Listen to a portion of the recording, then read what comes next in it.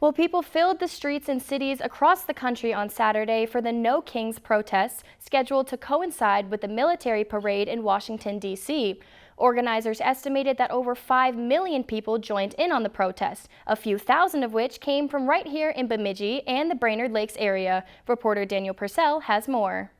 Saturday, June 14th saw thousands of people fill the streets in protest against President Trump's alleged overreach and tax cuts for the wealthy in what is being called No Kings Day. I'm here because I don't believe that someone who makes $1 billion should be able to hoard that wealth on the backs of American people who are struggling to make ends meet, to pay for food, housing, health care, and the public education that we all deserve. In Brainerd, the protest stretched over half a mile and saw well over 2,000 people, starting at the base of the water tower on 6th Street and continuing to the Washington Bridge that goes over the Mississippi River. The biggest protest that they'd seen on the streets was about 300 people until April 5th of this year, when the Indivisible group organized locally and promoted that we're protesting on the streets 5 days before April 5th. And we had one person walk around and count, and there were nearly 1,000 people on the streets. Today it looks like we may have doubled that number. In Bemidji, well over 1,000 people also attended protests, echoing much of the pain and frustration that was felt by protesters in Brainerd. The vast majority of Americans do not agree with political violence. They are furious at the loss of their freedoms. We are angry at the threats against our democracy, and we're not putting up with it. The more that they shoot at us, the more we're going to show up. We are never giving up. We are not wavering. We will not stay home. We will keep coming until we reestablish democracy and freedom in this country.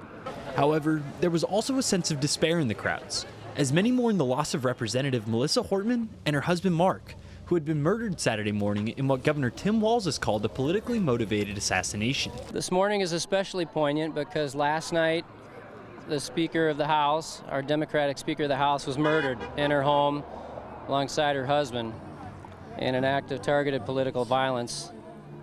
That's a bright red line. And so we are here to express our absolute fury and outrage at political violence and at the loss of our freedoms. One of the organizers of the Brainerd protests, Becky Twomley, says that the pain is being felt regardless of political affiliation.